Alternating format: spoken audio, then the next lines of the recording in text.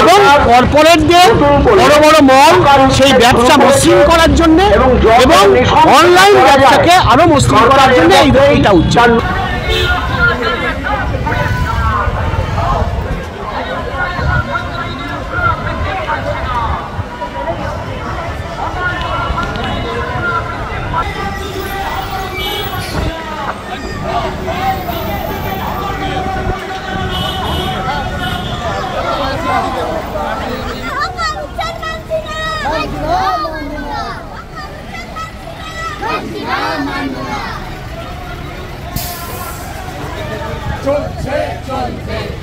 আজকে আপনাদের এখানে জমা এই যে হঠাৎ করে মুখ্যমন্ত্রীর বিবৃতির পর সারা রাজ্য জুড়ে যে হকার উচ্ছেদ, তাদের দোকানপাট ভেঙে দেওয়া, ছোট ছোট দোকান ব্যবসা, ফুটপাতের ব্যবসায়ী তাদেরকে যে দোকানপাট ভেঙে দেওয়া, এই যে হকার উচ্ছেদ, এর প্রতিবাদে আমাদের আজকের মিছিল।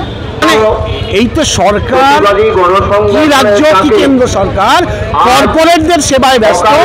ওই যে ভোটের আগে যে টাকা নিয়েছিল সেই তারই প্রতিদান এটা সমস্ত ক্ষেত্রে, কি কেন্দ্র সরকার রেলের ক্ষেত্রে, কি রাজ্যে, এখানেও সরকার টাকা নিয়ে মানে রাজনৈতিক দলগুলো টাকা নিয়েছিল। ফলে এর প্রতিদান দেওয়ার জন্য এবং কর্পোরেটদের বড় বড় মল সেই ব্যবসা মসৃণ করার জন্য এবং অনলাইন ব্যবসাকে আরো মসৃণ করার জন্য এইটা উচ্ছেদ।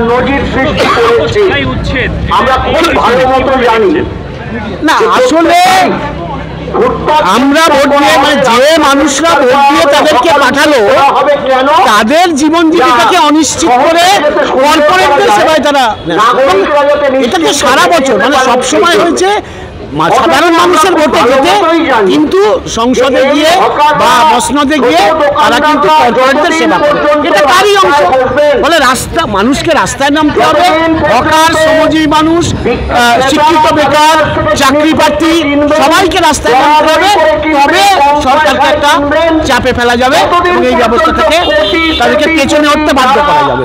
যতক্ষণ এটা করতে পারবো ততক্ষণ কিন্তু এরকম হকার উচ্ছেদ, নিটের পরীক্ষা বাতিল, এসএসসি পাস করা, ছোটখাটো ব্যবসা করতে করে কোন রকমের সংসার চালাতে, সেই সময় কোন রকমের সংসার চালাতে কথা বাড়িতে মা এক প্যাকেট নি করে চা করে দেবেন, সেই চাটা আপনি ঘুরে ঘুরে বিক্রি করুন, এই হকারির কথা।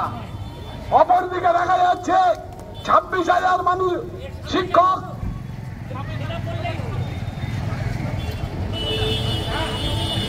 হটিয়ে দেওয়া হচ্ছে, এভাবে হকার উচ্ছেদ হচ্ছে। অর্থাৎ এটা শুধু পশ্চিমবাংলার বিষয় এমনটা নয়, এটা